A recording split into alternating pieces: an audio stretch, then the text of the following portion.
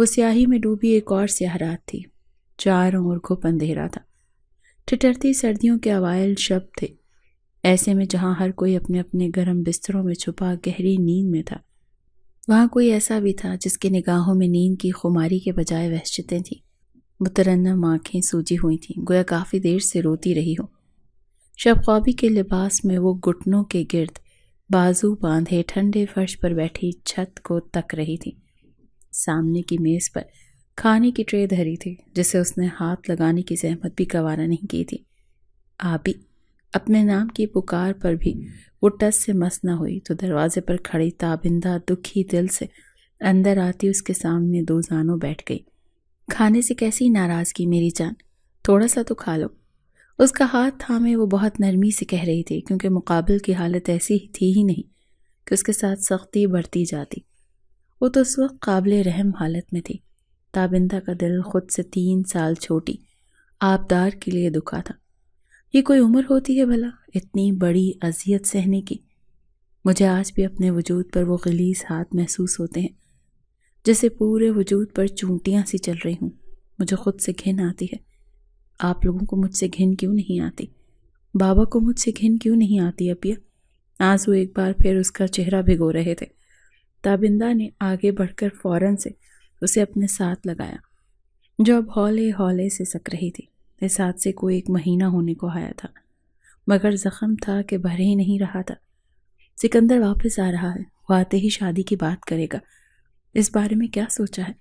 اس کے سنبھلنے پر تابندہ نے اصل مدعا اس کے سامنے رکھا۔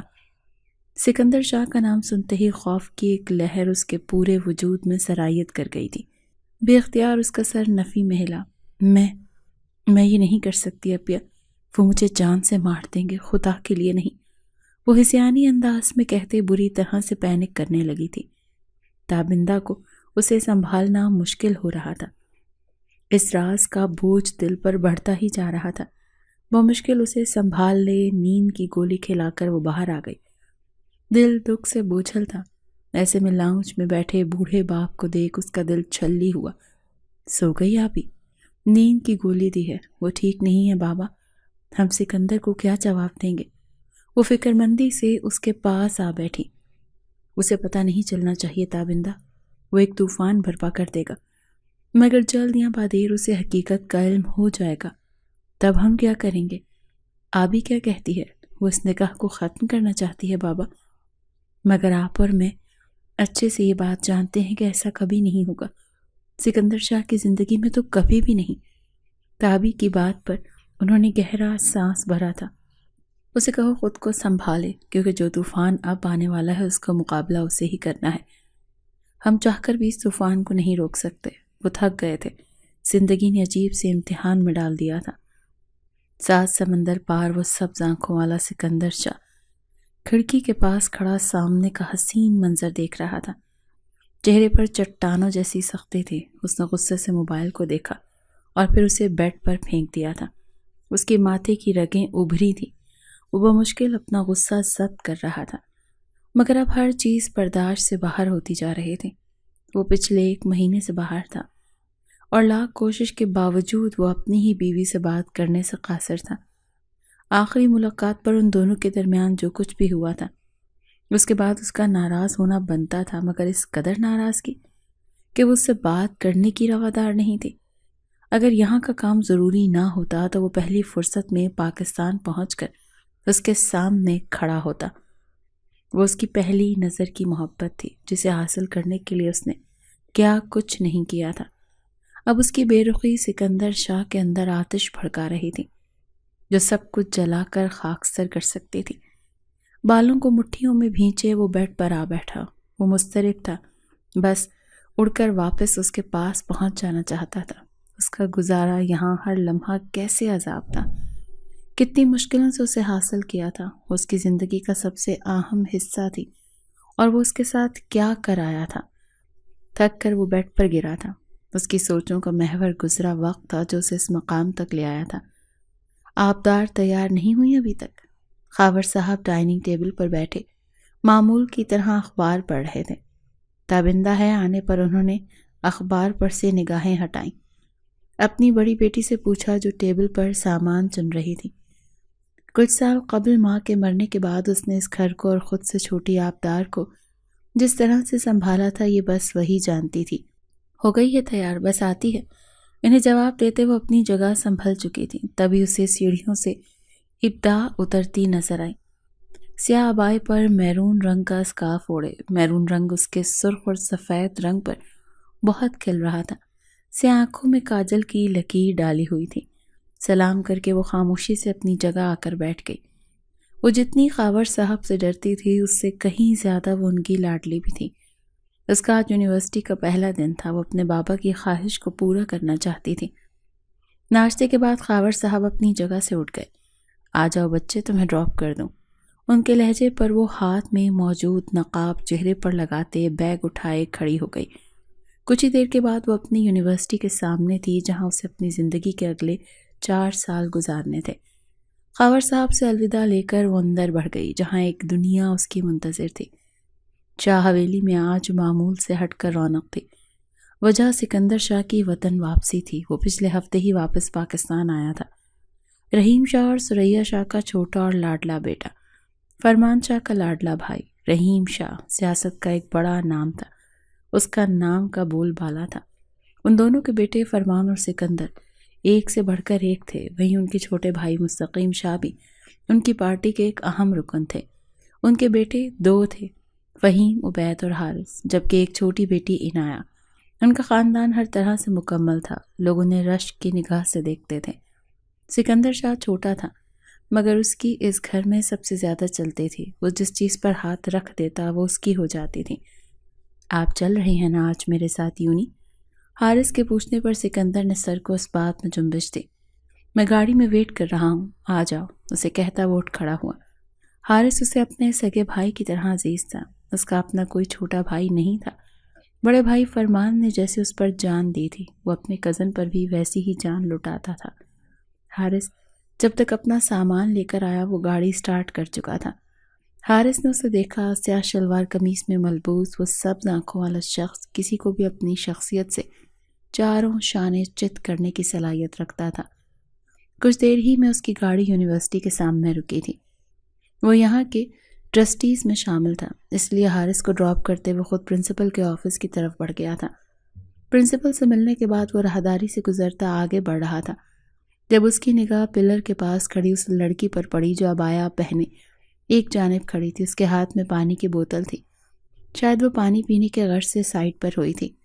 وہ خلاف عادت ٹھہر کر اسے دیکھنے لگا جس نے اچانک ہی نقاب اتارا تھا۔ سکندر شاہ اسے دیکھتا رہ گیا۔ وہ پہلی بار کسی کو دیکھ کر یوں ساکت ہوا تھا۔ وہ واپس نقاب لگا چکی تھی مگر سکندر شاہ جیسے اس لمحے میں قید ہو چکا تھا۔ ہوش آنے پر اپنی حالت پر حیران ہوتا وہ آگے بڑھا مگر نگاہیں بے لگام ہوتی دور جاتی اس لڑکی پر تھی جو میس کمیونیکیشن ڈپارٹمنٹ کی طرف جا رہی تھی۔ یہی حارث کا ڈپارٹمنٹ تھا۔ کچھ سوچ آنے پر وہ کھل کر مسکراتا آگے بڑھ گیا۔ وہ کلاس میں داخل ہوئی تو سب کی نگاہیں اس پر پڑیں۔ وہ کوئی پہلی لڑکی نہیں تھی جس کا چہرہ ڈھکا ہوا تھا، مگر پھر بھی لوگوں کو عادت ہوتی ہے دوسروں کو ایسے گھورنے کی۔ سر جھٹکتے وہ خالی جگہ پر جا بیٹھی۔ وہ شرعی پردہ نہیں کرتی تھی۔ اس کی سوچ تھی کہ اگر عبایا لیا جائے تو پورا لیا جائے۔ اے ملانی، یہ میری جگہ ہے، اٹھو یہاں سے۔ وہ اپنی بکس نکال رہی تھی جب ایک لڑکی کی آواز پر اس نے سر اٹھا کر اسے دیکھا۔ نام لکھا ہے آپ کا یا خریدی ہے؟ اس کے سوال پر اس لڑکی کے ماتھے پر بل پڑے۔ میرے آگے زبان چلانے کی ضرورت نہیں آئی سمجھ؟ شمائل بری طرح بگڑی تھی۔ آخر کو کبھی کسی نے اس سے اس لہجے میں بات جو نہیں کی تھی۔ کلاس کے کونے میں بیٹھے حارث شاہ نے بہت اشتیاق سے آبدار کو دیکھا تھا۔ میری بات سنیں، جتنی فیس آپ نے پے کی ہے اس سے کم تو میں نے بھی نہیں دی، اسی لیے وہاں جائیں جہاں جگہ خالی ہے کیونکہ میں اسی روب میں نہیں آنے والی۔ اس کا اعتماد ایسا تھا کہ لمحے کو سامنے کھڑی شمائل کو اپنا آپ شرمندہ لگا۔ سب تمسخر بھری نگاہوں سے اسے دیکھ رہے تھے۔ جل کر پیر پٹختے وہ دوسری جگہ آ بیٹھی مگر اندر ہی اندر آبدار کے لیے نفرت نے اپنا بیج بونا شروع کر دیا تھا۔ سکندر شاہ اس وقت اپنے آفس میں بیٹھا تھا، ہاتھ میں جلتی سگریٹ دبائے۔ اس کی نگاہوں کا مرکز لیپ ٹاپ تھا جہاں ماس کمیونیکیشن کے نیو بیچ کی ڈیٹیلز تھی۔ وہ ایک ایک کر کے ساری ڈیٹیلز چیک کرتا جا رہا تھا مگر نقاب میں موجود لڑکی کہیں نہیں تھی۔ ظاہری سی بات تھی، ایڈمیشن فارم پر کوئی نقاب والی تصویر تو لگاتا نہیں تھا۔ جھنجھلاہٹ کا شکار ہوتے اس نے لیپ ٹاپ بند کیا اور سگریٹ کا گہرا کش بھرا۔ اسے اس نقاب پوش لڑکی کی کوئی خبر ہی نہیں مل رہی تھی۔ وہ حارث سے پوچھ نہیں سکتا تھا اور بار بار یوں نہیں جانا بالکل بھی اچھا نہیں تھا۔ سر، آپ اسسٹنٹ کی بات پر اس نے سر اٹھاتے اسے دیکھا۔ کیا ہوا ظہیر؟ جوزف سر کی کال تھی، وہ چاہ رہے تھے کہ وہ نیو میڈیا اور ٹیکنالوجی پر ایک لیکچر دیں ان کے ڈپارٹمنٹ کو۔ منع کر دو، میرا کوئی موڈ۔ وہ ایک دم کہتے کہتے رکا۔ سر جوزف حارث کے ڈپارٹمنٹ ہیڈ تھے، ان سے ٹائمنگ پوچھ لو اور ڈیٹیلز مجھے فارورڈ کر دو۔ کہتے کہتے وہ گہرا مسکرایا تھا۔ تو قسمت نے ان کے ملنے کا بندوبست کر دیا تھا۔ اتنا بخار ہے تمہیں، آخر جانے کی کیا ضرورت ہے آبی؟ اسے تیار ہوتے دیکھ تابندہ نے ناراضگی سے کہا، اپیا آج کا لیکچر بہت ضروری ہے، نہیں گئی تو پھر فائدہ میری محنت کا۔ مجھے بھی پریزنٹیشن دینی ہے۔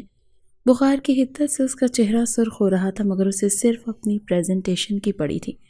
اچھا، پھر پریزنٹیشن دیکھ کر مجھے کال کرنا، میں آ جاؤں گی لینے۔ خاور صاحب شہر سے باہر گئے ہوئے تھے، ایسے میں تابندہ کو اس کی زیادہ فکر ہو رہی تھی۔ اوکے میری آپی جان۔ اس کے گال پر پیار کرتی وہ یونیورسٹی آ گئی۔ طبیعت ناساز ہونے کے باوجود وہ پوری کوشش کر رہی تھی کہ اچھے سے سب ہو جائے۔ تھوڑی ہی دیر کے بعد سکندر شاہ ان سب کے سامنے تھا، اپنی شاندار پرسنالٹی کے ساتھ۔ ہر کوئی اس کی شخصیت سے مروب نظر آ رہا تھا۔ لڑکیاں تو اسے دیکھ کر اپنا کرش مان چکی تھیں، مگر اس کی نگاہوں کا مرکز صرف وہ ایک چہرہ تھا۔ فرنٹ سیٹ پر بیٹھی اس کو بار بار اپنے سر پر ہاتھ رکھتی سکندر شاہ کو بے چین کر رہی تھی۔ اس کا لیکچر مکمل ہوا تو پریزنٹیشن کا وقت آیا۔ پہلی پریزنٹیشن ہے مس آبدار کی۔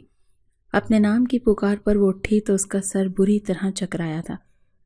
خود کو سنبھالے وہ سامنے آئی، اس کی آواز میں ایک سحر تھا۔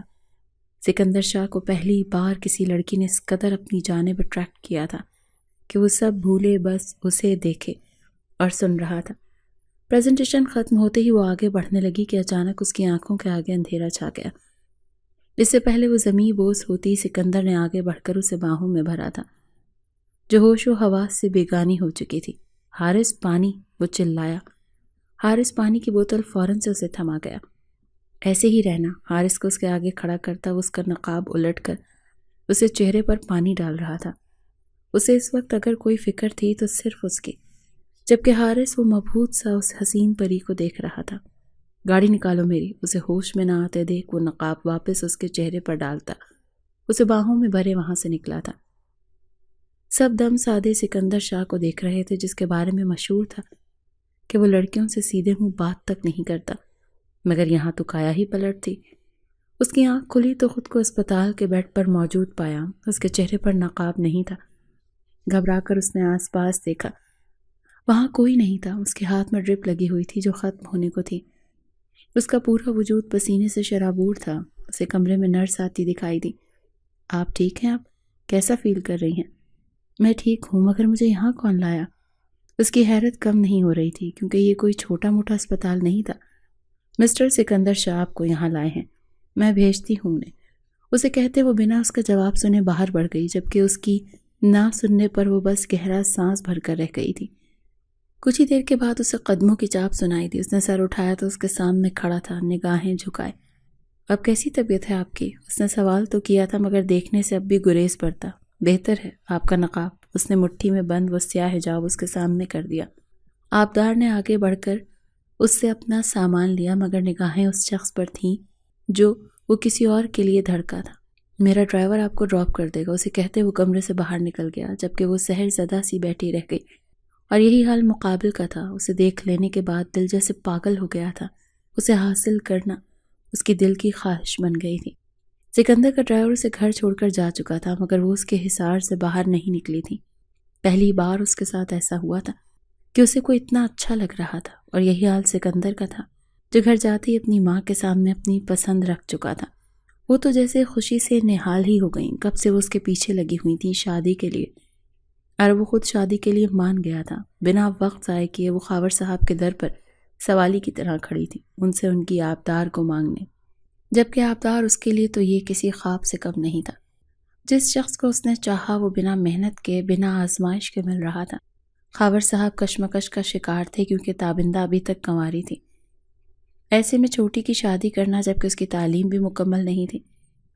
بھائی صاحب ابھی صرف نکاح کر دیتے ہیں، رخصتی تعلیم مکمل کرنے کے بعد بھی ہو جائے گی۔ وہ ہر حال میں اپنے بیٹے کی خواہش پوری کرنا چاہتی تھی۔ رشتہ اچھا تھا، سکندر شاہ کا ایک نام تھا، لوگ اس کی تعریف کرتے نہیں تھکتے تھے۔ کچھ سوچ کر انہوں نے اس رشتے کی حامی بھر لی۔ سکندر شاہ کو گویا ہفت اقلیم کی دولت مل گئی تھی۔ شاپنگ کے نام پر وہ اس کے لیے یہ ساری دنیا خرید لینا چاہتا تھا۔ آبدار کو اس کی بات جو سب سے اچھی لگی وہ یہ تھی کہ اس نے ایک بار بھی ملاقات کی درخواست نہیں کی تھی۔ وہ اب نکاح کے بعد ہی اس سے ملنے کا ارادہ رکھتا تھا۔ ان کے نکاح کی باتیں جب گھر میں ہونے لگیں تو حارث بری طرح چونکا۔ بھائی کا نکاح کس سے ہو رہا ہے امی؟ وہ پچھلے دنوں اتنا مصروف رہا تھا کہ اسے کسی چیز کا ہوش نہیں تھا۔ البتہ آبدار کے لیے اس کے دل میں نرمی اب محبت میں تبدیل ہوتی جا رہی تھی۔ وہ زیادہ وقت اس کے ساتھ رہنا چاہتا تھا مگر وہ کھچی کھچی سی رہتی تھی۔ اب کل نکاح ہے، کل ہی مل لینا تم مجھ سے، اور یہ بتاؤ تمہاری مس یونیورس کا کیا حال ہے؟ شبنم بیگم کی بات پر آبدار کو یاد کرتا وہ ہنس پڑا۔ ابھی تک نو لفٹ کا بورڈ، مگر میں پر امید ہوں۔ ابھی 3 سال ہیں میرے پاس۔ اسے سوچ کر ہی چہرے پر مسکراہٹ آئی تھی۔ شبنم بیگم نے اپنے بیٹے کی خوشیوں کی دعا کی تھی مگر کچھ دعائیں پورا ہونے میں وقت لیتی ہیں۔ دلہن بنی وہ مضطرب سی بیٹھی تھی، تابندہ اس کے پاس تھی مگر اس کی بے چینی ختم ہی نہیں ہو رہی تھی۔ سکندر شاہ باہر مردان خانے میں بیٹھا تھا۔ کچھ ہی دیر کے بعد خاور صاحب مولوی صاحب کے ہمراہ اس کے کمرے میں داخل ہوئے تھے۔ نکاح نامے پر دستخط کرتے اس کے ہاتھ کانپے تھے، اپنے باپ کے سینے سے لگے وہ سسک اٹھی تھی۔ یہ لمحہ کتنا مشکل ہوتا ہے، یہ بس وہی جانتی تھی۔ نکاح ہو چکا تھا اور وہ دونوں ایک دوسرے کے محرم بن چکے تھے۔ اسے اسٹیج پر لے جایا گیا۔ سکندر شاہ کا پہلو میں بیٹھے ہی اس کا دل دھڑکا۔ اس پر متضاد سکندر کا اس کا ہاتھ تھامنا تھا۔ بھائی مجھ سے تو ملوائیں بھابھی کو۔ حارث تو چہکتا وہ اسٹیج پر آیا تھا، سکندر شاہ کے پہلو میں بیٹھی۔ آبدار کو دیکھ کر اس کے سر پر گویا پہاڑ ٹوٹا تھا۔ وہ بے یقینی سے سکندر کے ہاتھ میں اس کا ہاتھ دیکھ رہا تھا اور اس کے چہرے پر سجی شرمگی مسکراہٹ۔ سکندر اس سے کچھ کہہ رہا تھا مگر اسے سنائی ہی نہیں دے رہا تھا۔ اسے تو بس ہر طرف اپنے ٹوٹے دل کی کرچیاں نظر آ رہی تھی جو اس کی آنکھوں میں چبھتی انہیں لہو لہان کر چکی تھی۔ اسے اپنا دم گھٹتا محسوس ہوا تھا۔ وہ مشکل وہاں کھڑے رہنے کے بعد وہ اسٹیج سے اترا، وہاں سے باہر نکلتا چلا گیا۔ اس کی وحشتیں بڑھ رہی تھیں اور سہارے کے لیے اس کے پاس کوئی نہیں تھا۔ اس کے اندر آگ سی بھر رہی تھی جیسے کوئی اندر ہی اندر اسے جلا رہا ہو۔ اس کی غیر موجودگی کا کسی کو احساس نہیں ہوا۔ سکندر شاہ نے آبی کا ہاتھ تھاما تھا۔ وہ دونوں فوٹو شوٹ کروا رہے تھے۔ میری زندگی میں خوش آمدید جانے جہاں، اس کے ماتھے پر مہر محبت سب کرتا وہ اس کی آنکھوں میں جھانکتے کہہ رہا تھا۔ ان آنکھوں میں محبت کا طوفان جمع تھا۔ جلد تمہیں اپنی زندگی میں مکمل طور پر شامل کرنا ہے، جلد از جلد۔ اپنے لفظوں پر زور دے کر کہتا وہ اسے مسکرانے پر مجبور کر گیا۔ حارث، شبنم بیگم کمرے میں داخل ہوئیں تو اس کا کمرہ اندھیروں میں ڈوبا ہوا تھا۔ اسے وہاں نہ پا کر وہ پریشان ہوئیں، اسی لیے گھر آتے ہی وہ اس کے کمرے میں آئی تھی۔ باقی سب ابھی راستے میں تھے۔ ہاتھ بڑھا کر انہیں جیسے ہی کمرے کی لائٹس آن کی، سامنے کا منظر انہیں ہول گیا تھا۔ بکھرا سامان، کمرے کی حالت خراب، جبکہ حارث وہ اوندھے منہ بیڈ پر گرا تھا، چہرہ اس نے ہاتھوں میں چھپایا ہوا تھا۔ حارث کیا ہوا ہے بیٹا؟ وہ بھاگ کر اس تک پہنچی جو ماں کی پکار پر چہرہ اٹھائے انہیں دیکھنے لگا۔ چہرے پر عجیب سی ویرانی تھی۔ کیوں ہر اچھی چیز سکندر شاہ کے لیے ہے امی؟ کیوں؟ وہ اتنی بری طرح سے چلایا تھا کہ خوف سے شبنم بیگم کا دل دھڑکا۔ کچھ برا ہو چکا تھا، انہیں اس بات کا شدت سے احساس ہو رہا تھا۔ مجھے کوئی چیز پسند آتی ہے مگر وہ مجھ سے پہلے سکندر کے پاس ہوتی ہے۔ اس نے بھائی کہنے کی بھی زحمت نہیں کہی تھی۔ حارث مجھے بتاؤ تو صحیح ہوا کیا ہے؟ میری پسند تھی وہ، جس سے شادی کر لی ہے انہوں نے۔ اس کی بات پر شبنم بیگم کو جھٹکا لگا تھا۔ میں نے ہر چیز پر کمپرومائز کیا ہے امی، مگر اس بار نہیں کروں گا۔ اگر مجھے اسے چھیننا پڑا تو چھین لوں گا۔ اس بار معاملہ محبت سے زیادہ آنا کا ہے۔ اندر کب سے پلتی جلن کا تھا۔ حارث ایسا کچھ نہیں کرو گے تم۔ ادھر اپنی ماں کی طرف دیکھو، تم تو سکندر سے محبت کرتے ہو نا، وہ بڑا بھائی ہے تمہارا۔ اس نے بھائی ایسے ہوتے ہیں؟ کیوں انہوں نے اتنی جلدی دکھائی؟ ہاں کیوں؟ اور آبدار ہی کیوں؟ دنیا میں تو لاکھوں لڑکیاں ہیں نا، مگر انہوں نے اسی سے شادی کی جسے میں نے پسند کیا تھا امی۔ وہ غصے میں تھا۔ شبنم بیگم کو سمجھ نہیں آ رہا تھا کہ اسے کیسے شانت کریں۔ ہمیشہ ایسی صورتحال میں سکندر ہی اسے سنبھالتا تھا، مگر اب تو معاملہ ہی اس کا تھا۔ ایسے کرو گے تو تمہارے بابا تمہیں باہر بھیج دیں گے حارث۔ ہوش میں آؤ، میں ہوں نا، تمہارے ساتھ سب ٹھیک ہو جائے گا، تم دیکھنا، بس خود کو سنبھالو میرے بچے۔ اسے بچے کی طرح پچکار رہی تھی۔ اسے سنبھلنا بہت ضروری تھا۔ سب کے آنے سے پہلے وہ اب خوشی کے موقع پر کوئی تماشا نہیں چاہتی تھی۔ اس دن کے بعد سے حارث نے خود کو بالکل بدل لیا تھا۔ وہ گھر میں کسی سے بات نہیں کرتا تھا۔ وہیں سکندر شاہ اور آبدار کے درمیان محبت پروان چڑھنے لگی تھی۔ سکندر نے اسے پک اینڈ ڈراپ کی ڈیوٹی سنبھال لی تھی۔ اپنی مصروفیات ترک کر کے اس کے لیے وقت نکالتا تھا، اور اب بھی اس کا ہاتھ تھامے ایک ہاتھ سے ڈرائیونگ کر رہا تھا۔ سکندر، آپ کی برتھ ڈے آ رہی ہے، آپ کو کیا گفٹ چاہیے؟ اس کے پوچھنے پر سکندر شاہ گہرا مسکرایا تھا۔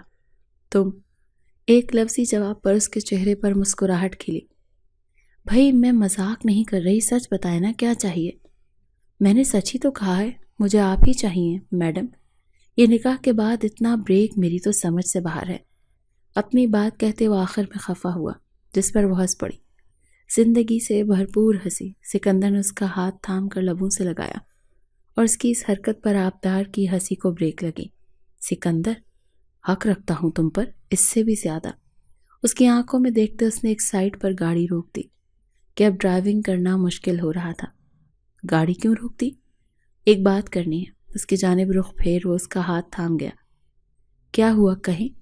میں اپنے کام کے سلسلے میں باہر ملک جا رہا ہوں 2 دن بعد۔ سکندر، اسے صدمہ لگا تھا۔ آئی نو، پہلے بتانا چاہیے تھا، مگر ٹکٹس کنفرم نہیں ہو رہی تھی۔ آئی پرومس میں کام ہوتے ہی آ جاؤں گا۔ کل آپ کی برتھ ڈے ہے اور آپ پرسوں جا رہے ہیں؟ That's not fair. وہ خفا ہو رہی تھی۔ برتھ ڈے ہم ساتھ سیلیبریٹ کریں گے، اوکے؟ اس کی بات پر وہ سر ہلا گئی۔ اسے سکندر کے لیے گفٹ بھی لینا تھا، مگر خاور صاحب کی غیر موجودگی کی وجہ سے وہ کچھ بھی کر نہیں پا رہی تھی۔ اسے اب کل کا انتظار تھا، مگر رات 12 بجے ہی اپنی کھڑکی پر ہونے والے کھٹکے نے اسے چونکا دیا۔ وہ خوفزدہ ہوئی تھی، مگر سکندر کو وہاں دیکھ اسے حیرت کا جھٹکا لگا تھا۔ سکندر، آپ یہاں؟ اسے حیرت کی کوئی انتہا نہیں تھی۔ مجھے ہی تو آنا تھا، کل جا رہا ہوں، تم سے ملے بغیر کیسے جاتا؟ اسے باہوں کے حصار میں بھرے وہ اسے اپنے قریب تر کر گیا تھا۔ اس اچانک قربت پر آبی کے گال مارے حیا کے سرخ پڑے۔ آپ جائیں یہاں سے، کوئی آ جائے گا۔ کوئی نہیں آئے گا، اور آ بھی گیا تو کیا ہوا؟ بیوی ہو میری۔ اس کے ماتھے سے ماتھا ٹکائے کھڑا، وہ بمشکل اپنے جذبات پر بند باندھے ہوئے تھا۔ آغوش میں چھپی وہ لڑکی اس کی متاع حیات تھی، وہ اس کی تھی۔ یہ احساس ہی دل کو سکون دے رہا تھا۔ بے اختیار ہو کر وہ اس کے چہرے پر جھکا۔ سانسیں رکنے پر آبدار کی آنکھیں پھیلی۔ اس نے سختی سے سکندر کی شرٹ کو جکڑا تھا، جس کے جذبات میں بے لگام ہو چکے تھے۔ وہ بھول چکا تھا کہ ان کی رخصتی ابھی نہیں ہوئی۔ سکندر، یہ ٹھیک نہیں، میرا برتھ ڈے گفٹ ہے یہ، آج مت روکنا۔ وہ دل کے ہاتھوں مجبور ہو گیا تھا، اور آج دل اس کی خواہش کر رہا تھا۔ سکندر کے ساتھ وہ بھی جذبات میں بہتی چلی جا رہی تھی، آنے والے وقت کے انجام سے اکثر انجان۔ اگلے صبح واپسی پر رخصتی کا وعدہ اسے تھما کر چلا گیا، اور وہ اسے کچھ نہیں کہہ سکی۔ اس کے سینے سے لگے وہ اس کی جدائی پر غم گسار تھی۔ سکندر جا چکا تھا، مگر وہ مسلسل اس سے رابطے میں تھا۔ اس کی ماں نے بھی رخصتی کی بات کر دی تھی۔ ہر چیز اپنی جگہ ٹھیک تھی، مگر پھر وہ قیامت خیز رات آئی جو سب کچھ تباہ و برباد کر کے چلی گئی۔ اس دن آبدار یونی سے واپسی پر لائبریری گئی تھی۔ شام کے سائے گہرے ہو رہے تھے۔ وہ خاور صاحب کو میسج کرتی جیسے ہی باہر آئی، ایک گاڑی آ کر اس کے سامنے رکی۔ اس سے پہلے وہ سمجھتی گاڑی کا دروازہ کھلا تھا اور اسے اندر گھسیٹ لیا گیا تھا۔ وہ ایک اذیت بھری رات تھی۔ پوری رات خاور صاحب نے کانٹوں پر برسر کی تھی۔ وہ کہاں تھی کوئی نہیں جانتا تھا۔ اگلی صبح انہیں انجان نمبر سے کال موصول ہوئی تو ان کا دل بری طرح دھڑکا۔ اسپتال سے کال تھی۔ وہ فوراً ہسپتال پہنچے، جہاں ان کی بیٹی زخمی حالت میں موجود تھی۔ ان کا دل اس کی حالت پر کٹ کر رہ گیا۔ وہ اسے گھر تو لے آئے تھے، مگر وہ ٹھیک نہیں تھی۔ اس کے ساتھ جو وہ ہوا اس نے کسی کو نہیں بتایا، مگر اس کے ادھورے لفظ اس پر بہت کچھ باور کروا چکے تھے۔ خاور صاحب نے یہ بات سکندر سے چھپا لی تھی۔ وہ بہت جلد ان کی زندگی میں واپس لوٹنے والا تھا۔ اس سے پہلے آبدار کا ٹھیک ہونا ضروری تھا، اور پھر وہ لوٹ آیا۔ وہ سب سے پہلے آبدار سے ملنے آیا تھا، مگر وہ اس وقت سکندر سے نہیں ملنا چاہتی تھی۔ اس وقت تو بالکل بھی نہیں۔ اس نے بس ایک میسج میں اس سے شادی سے انکار کر دیا تھا، اور اس کا انکار سکندر شاہ کی ذات پر کسی چابک کی طرح لگا تھا۔ وہ پاگل ہو گیا تھا۔ آبدار سے رابطہ مشکل ہوتا جا رہا تھا۔ وہ اس کی بیوی تھی، وہ کیسے اس رخصتی سے انکار کر سکتی تھی؟ وہ پاگل ہو رہا تھا، اور اس کا یہ پاگل پن کسی کو اندر تک سکون دے رہا تھا۔ بڑے بیچ میں آئے تو آبدار کو ماننی ہی پڑی، مگر وہ سکندر کو سب سچ بتا دینا چاہتی تھی، مگر خاور صاحب کی قسم نے اسے مجبور کر دیا۔ شادی کا دن آن پہنچا تھا۔ سکندر سے اس نے اب تک رابطہ نہیں کیا تھا۔ اس نے کیا تو وہ فی الحال کوئی بات نہیں کرنا چاہتی تھی۔ رخصتی کے وقت وہ اپنے باپ کے سینے سے لگی پھوٹ پھوٹ کر روئی تھی۔ وہ خوفزدہ تھی، مگر ثریا شاہ نے اسے اپنے ساتھ لپیٹا۔ اسے حویلی لایا گیا، اور پھر وہ سکندر شاہ کے کمرے میں موجود اس کا انتظار کر رہی تھی۔ اب یہ انتظار دل پر بھاری پڑنے لگا تھا، مگر اس بھاری انتظار کی اسے کتنی بڑی قیمت چکانی تھی، یہ اسے کچھ دیر میں پتہ چلنے والا تھا۔ سکندر شاہ کے چہرے پر چٹانوں جیسی سختی تھی۔ ہاتھ کی مٹھی بھینچے وہ اپنے کمرے میں داخل ہوا، جہاں سامنے بیڈ پر بیٹھی آبدار کو دیکھ اسے اپنا آپ جلتا محسوس ہوا تھا۔ آبی نے سر اٹھائے دروازے کی دہلیز پر کھڑے سکندر شاہ کو دیکھا، جس کے چہرے پر سرد مہری چھائی ہوئی تھی۔ وہ اسپاٹ آنکھوں سے اسے دیکھ رہا تھا۔ کچھ دیر پہلے کی شوخی اور مسکراہٹ کی جگہ سختی نے لے لی تھی۔ اسے اس طرح دیکھ آبدار کا دل بری طرح سے دھڑکا تھا۔ کچھ برا ہونے کا خیال ہی اس کی جان نکال رہا تھا۔ اس کے ہاتھ پیر ٹھنڈے پڑنے لگے تھے۔ سکندر شاہ نے اندر آتے ہی موبائل اس کے پاس رکھا، جس پر چلتی ایک ویڈیو دیکھ آبدار کو لگا جیسے اب وہ زندہ نہیں رہ سکے گی۔ وہ اس کی ویڈیو تھی، بے ہوشی کی حالت میں انجان جگہ پر موجود، اور ساتھ ہی ایک وائس نوٹ تھا جس میں اس کے اغوا کے بارے میں سکندر شاہ کو بتا دیا گیا تھا۔ سکندر میرا یقین کریں، میں نے بابا سے کہا تھا کہ آپ سے کچھ نہ چھپائیں، مگر بری طرح گھبراتے اس نے سکندر کا ہاتھ تھاما، جس سے وہ بری طرح جھٹک گیا۔ اس جھڑک نے آبدار کو ہوش کی دنیا میں لا پٹخا تھا۔ سکندر میرے ساتھ کچھ غلط نہیں ہوا، میں پہلے بھی آپ کی تھی، کسی نے میرے ساتھ کچھ غلط نہیں کیا، سکندر میرا یقین کریں۔ اسے اپنی پاک دامنی کا یقین دلا رہی تھی۔ مجھے کچھ وقت دو آبدار، صرف کچھ وقت، اسے کہتے وہ دروازے کی جانب بڑھنے لگا، مگر آبدار کی اگلی بات نے اس کے قدم جکڑ لی۔ اگر میں آپ کے لیے قابل قبول نہیں تو میرا مر جانا ہی بہتر ہے، کہتے ساتھ اس نے ایک سائڈ پر رکھی فروٹ باسکٹ سے نائف اٹھائی اور بنا وقت ضائع کی اپنی کلائی پر چلا دی۔ آبدار! اس سے آل بہتا دیکھ چیختا اس تک آیا تھا، جو زمین بوس ہو چکی تھی۔ سکندر شاہ اسے باہوں میں اٹھائے تیزی سے بھاگا تھا۔ ڈاکٹر، مائی وائف، ٹریٹ ہر، ہری اپ، اسے کچھ ہوا تو تمہارا ہاسپٹل بند کروا دوں گا، ہری اپ۔ وہ اپنی پہلی رات کے دلہن کو اسٹریچر پر لٹاتا ہر کسی پر اپنا غصہ اتار رہا تھا۔ ہسپتال 5 منٹ کی ڈرائیو پر تھا، ہر کوئی اسے جانتا تھا۔ شاہ ولا کے فرد سے منہ ماری مطلب جان کی بازی ہارنا۔ وہ پریشانی سے ٹہلتا لمحہ بلمحہ پاگل ہو رہا تھا۔ کیا کچھ نہ کیا تھا اسے حاصل کرنے کے لیے، اور آج کیا کر دیا اس کے ساتھ۔ اس کا دائنا ہاتھ تک پریشانی کے مارے کانپ رہا تھا۔ وہ بھی اندر جا کر چیخنے ہی والا تھا کہ ڈاکٹر کو تیزی سے باہر نکلتا دیکھ وہ منٹوں میں اس کے پاس جا پہنچا۔ وہ ابھی کچھ کہتا اس سے پہلے ہی ڈاکٹر نے اسے لاجواب کر دیا۔ کانگریچولیشنز شاہ صاحب، یور وائف از پریگننٹ۔ اور پہلی دفعہ سکندر شاہ کو لگا تھا کہ وہ اپنی زندگی کی بازی ہار چکا ہے۔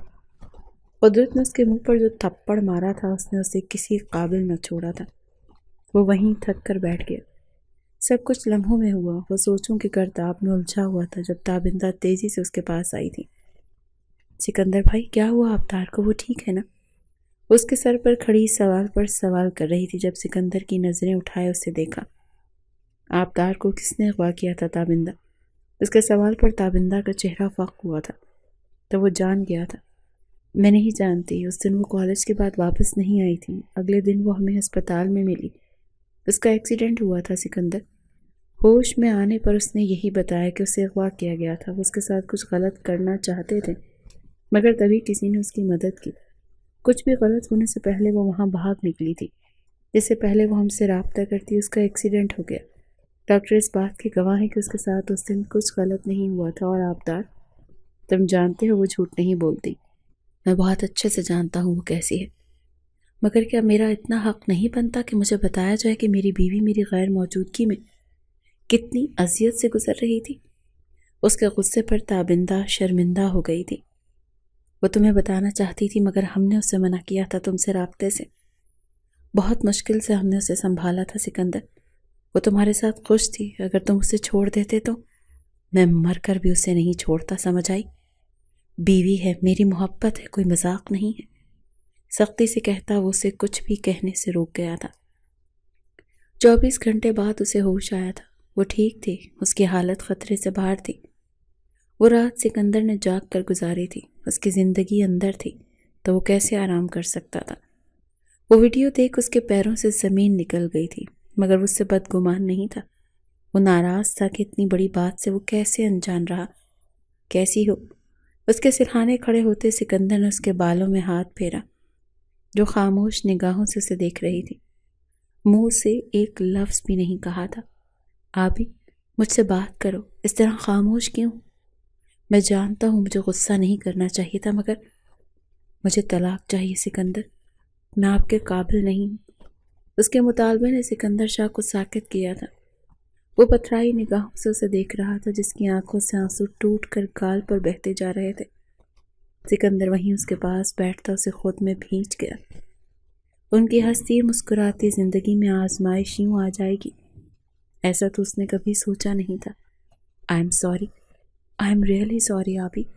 اس کے بالوں پر ہونٹ رکھتا وہ بے آواز رو رہا تھا۔ اس کی غیر موجودگی میں جو کچھ اس کے ساتھ ہوا، یہ سوچ کر ہی وہ زمین میں گڑا جا رہا تھا۔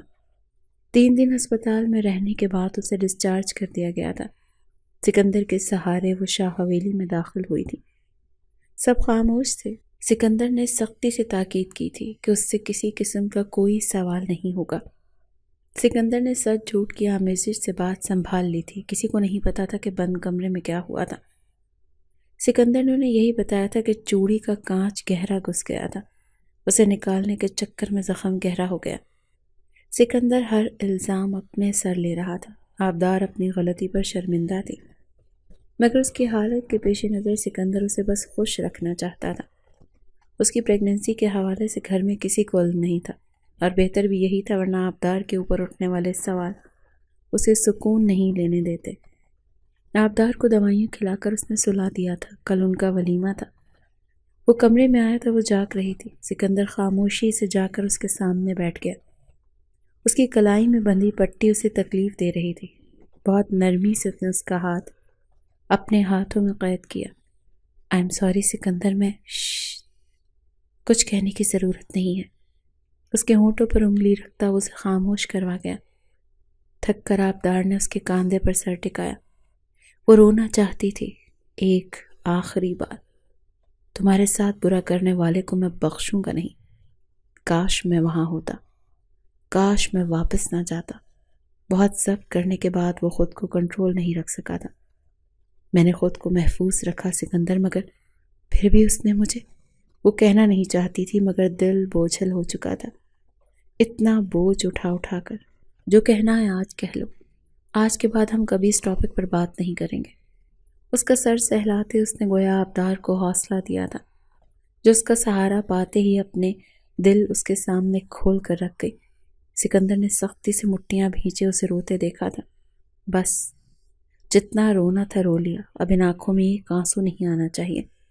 اس کے چہرے کو تھامتے وہ اس کے ماتھے پر لب رکھتا اسے خود میں بھینچ گیا تھا۔ فی الحال اس کا ٹھیک ہونا ضروری تھا، اسے کچھ سوچنا تھا آبدار کے لیے، اسے اس ماحول سے نکالنا تھا۔ دوسرا، اس کی پریگننسی کی خبر کو چھپانا بھی ضروری تھا۔ ولیمہ ہوتے ہی سکندر نے اپنے باہر شفٹ ہونے کی بات کی تو رحیم شاہ کے ماتھے پر سب سے پہلے بل پڑے تھے۔ تم ابھی تو واپس آئے ہو، آخر اتنی جلدی واپس جانے کی کیا ضرورت پڑ گئی؟ ان کی بات پر حارث نے اپنے بھائی اور اس کے پہلو میں کھڑی آبدار کو دیکھا، جس کی رنگت چند دنوں میں ہی جیسے کملا سی گئی تھی۔ اس کا سر جھکا تھا، اس نے اپنی ماں کو دیکھا جن کی توجہ کا مرکز سکندر تھا۔ بابا جان، میں وہاں بزنس پھیلانا چاہتا ہوں، جس کے لیے میرا وہاں جانا بہت ضروری ہے۔ 1 سال کی بات ہے، میں واپس آ جاؤں گا۔ ابھی تو شادی ہوئی ہے سکندر، اس طرح دلہن کو چھوڑ کر کیسے جا سکتے ہو؟ ثریا بیگم کی فکر جائز تھی۔ آپ سے کس نے کہا کہ آپ کی بہو یہیں رہے گی؟ ساتھ لے جا رہا ہوں میں اسے۔ انہیں کہتے ہی اس نے سب کو ایک بار پھر حیران کیا تھا۔ اب وہ سوچ چکا تھا کہ کوئی اسے اس کے فیصلے سے پیچھے نہیں ہٹا سکتا تھا۔ وہ ہر چیز سوچ کر بیٹھا تھا۔ سب کو اپنا فیصلہ سناتے وہ اسٹڈی میں آیا، تبھی اس کے پیچھے حارث اسٹڈی میں داخل ہوا۔ آپ واپس کیوں جا رہے ہیں بھائی؟ میں نے سب کے سامنے ہی جواب دیا تھا حارث، مصروف سے انداز میں کہتا وہ واپس لیپ ٹاپ کی جانب متوجہ ہوا تھا۔ اسے آبدار کے ڈاکیومنٹس ریڈی کروانے تھے۔ 1 ہفتے کے اندر اندر وہ ساری فارمیلٹیز پورا کرتا۔ آبدار کو لیے 7 سمندر پار آ گیا۔ آبی، اسے پکارتے ہوئے باہر آیا تو اسے کھڑکی سے باہر دیکھتے پایا۔ یہ نیا شہر، ایک نئی دنیا، ایک نئی زندگی۔ سکندر نے اسے پیچھے سے اپنے حصار میں قید کیا تھا۔ اس کے کاندھے پر ٹھوڑی جمائے وہ اس کی گردن میں چہرہ چھپا گیا۔ I am sorry. اس کے سوری کہنے پر آبدار نے اسے دیکھنا چاہا۔ میری جلد بازی، میرا ایک غلط فیصلہ ہمیں سب حالات میں لے آیا۔ میں خود کو میچور انسان سمجھتا ہوں، مگر میں بھی ایک معمولی سا ہی انسان نکلا، جس کے لیے اس کا نفس زیادہ اہم تھا۔ تھکا تھکا سا انداز۔ وہ شرمندہ تھا اس سے۔ ان کی زندگی کی سب سے بڑی خوشی انہیں ایسے انداز میں ملی تھی کہ وہ اسے منا بھی نہیں سکتے تھے۔ اپنے گرد بنے اس کے بازو کھول آبدار نے خود کو اس کی گرفت سے آزاد کرواتے اپنا رخ اس کی جانب کیا، جو پشیمان سا چہرہ جھکائے سامنے کھڑا تھا۔ سکندر، میں بہت شرمندہ ہوں آبدار۔ ہماری رخصتی نہیں ہوئی تھی، تم میرے نکاح میں تھی، مگر پھر بھی مجھے عقل سے کام لینا چاہیے تھا۔ کیا ہوتا جو مجھے کچھ ہو جاتا؟ جب میں واپس نہیں آتا تو ہمارا بچہ لاوارث کہلا جاتا۔ یہ زمانہ اتنا برا ہے، وہ بس وہی دیکھنا چاہتا ہے جو اس کا دل چاہتا ہے۔ میری ایک خواہش نے تمہارے کردار کو دنیا کے سامنے مشکوک کر دینا تھا۔ وہ شرمندگی کی اتاہ گہرائیوں میں گرا جا رہا تھا، اور اس کا شرمندہ ہونا بنتا بھی تھا۔ آج کل لوگ منگنی کے بعد اپنی حدود بھول جاتے تھے، اور پھر نکاح جب رخصتی نہیں ہو۔ حق رکھتا ہوں، انسان یہ جانتا ہے، مگر وہ اس وقت اور دنیا کو نہیں جانتا۔ اگر وہ واقعی واپس نہ آتا تو جائز ہونے کے باوجود آبدار کے کردار پر انگلیاں اٹھتیں۔ اکیلے آپ کی غلطی نہیں ہے، میں برابر کی شریک تھی۔ مجھے آپ کو روک دینا چاہیے تھا۔ اگر میں آپ کو روک دیتی تو ہمارے درمیان یہ مشکل وقت نہیں آتا۔ وہ خود سے خفا تھی کہ اس کی اولاد کی خوشی وہ سکون سے منا بھی نہیں سکی۔ ہم نے جو غلطی کی اس کا ازالہ تو پتہ نہیں میں کر سکوں گا یا نہیں، مگر میرا وعدہ ہے کہ آنے والی زندگی میں تمہارے لیے بس خوشیاں اور سکون ہوگا۔ اس کے ماتھے پر لب رکھتا وہ اسے خود میں بھینس گیا۔ اسے باہوں میں بھرے وہ اندر بڑھا تھا۔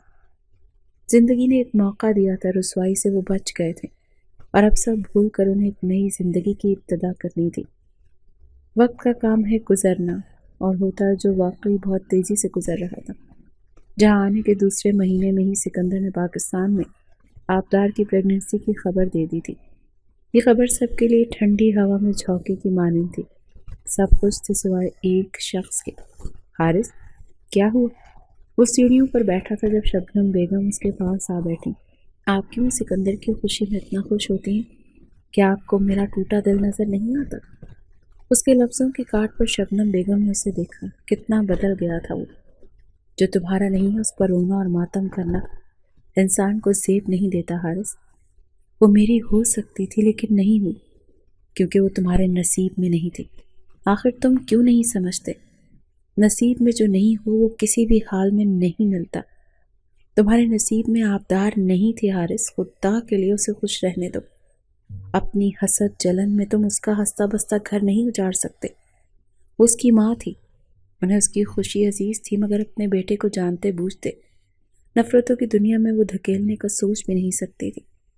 وہ دنیاوی خوشی کی خاطر اپنے بیٹے کی خاطر تباہ کرنے سے ڈرتی تھی۔ آپ کچھ بھی کہیں، مگر وہ مجھے چاہیے امی۔ وہ کسی ضدی بچے کی طرح ضد کر رہا تھا۔ شبنم بیگم نے اس بار ناگواری سے اسے دیکھا۔ اگر تمہیں یہی کرنا ہے تو اس سے اور مجھ سے دور ہو جاؤ۔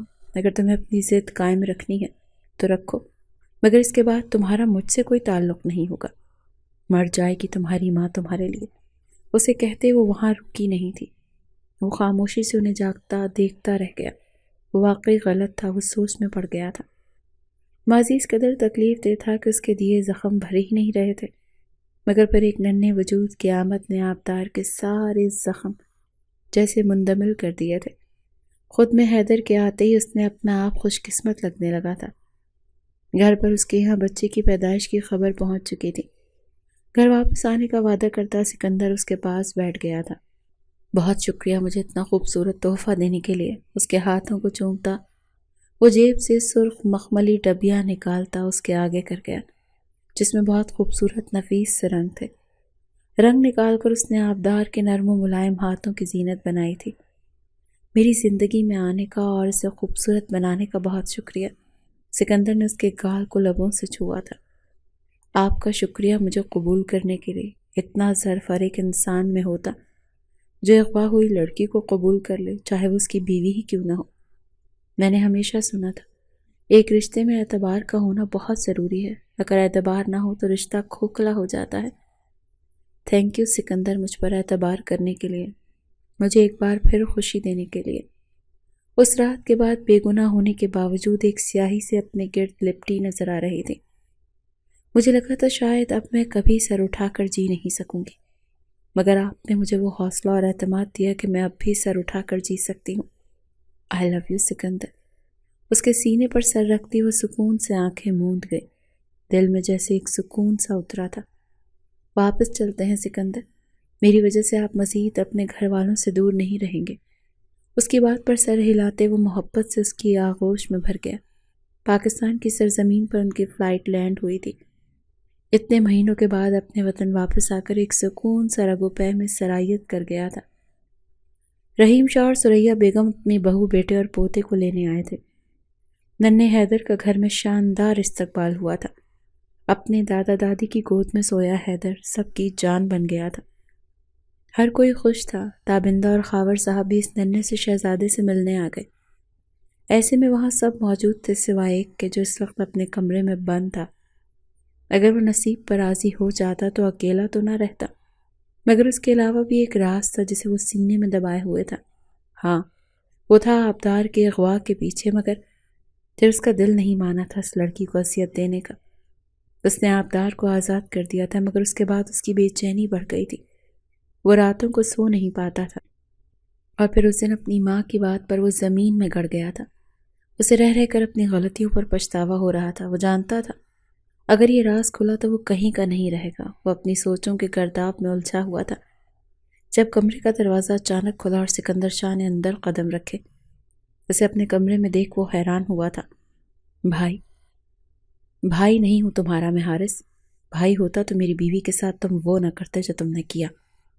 سکندر کی بات کر اس کے چہرے کا رنگ وقت پڑا تو وہ جان گیا تھا۔ یہاں سے جانے کے 2 مہینے بعد مجھے پتا چلا تھا، مگر میں اب واپس نہیں آ سکتا تھا۔ میں اتنا وقت تو بے یقین رہا کہ میرا بھائی ایسا نہیں کر سکتا، مگر تم نے کیا۔ وہ بولا تو اس کا لہجہ ٹوٹا ہوا تھا۔ میں شرمندہ ہوں، مجھے معاف کریں خدا کے لیے۔ مجھے آپ جو سزا دیں گے منظور ہے۔ اپنے بھائی کی ناراضگی اس کے دل پر لگی تھی۔ وہ برا نہیں تھا، وہ بس برا بن گیا تھا۔ آپ مجھے جو سزا دیں گے مجھے قبول ہے۔ تم باہر ملک چلے جاؤ، وہاں کی برانچ تم سنبھالو گے۔ اس کی بات پر حارث نے چونک کر اسے دیکھا۔ میں آبدار کو یہ سب نہیں بتا سکتا، وہ بہت مشکل سے اس فیز سے نکلی ہے۔ تم بھی نکل جاؤ، اپنا مستقبل بناؤ۔ میں نے تمہیں آبدار اور چچی کے لیے معاف کر دیا حارث، مگر آگے زندگی میں کیا کرنا ہے یہ اب تم پر منحصر ہے۔ اس کے کاندھے پر ہاتھ رکھتا وہ مڑ گیا۔ اپنے بھائی سے ناراضگی تھی، مگر وہ اسے سزا نہیں دے سکتا تھا۔ وہ غلط تھا، اسے احساس تھا، اور یہی اس کی سزا تھی۔ اب سکندر کے قدم نیچے کی جانب بڑھے تھے جہاں اس کی زندگی موجود تھی۔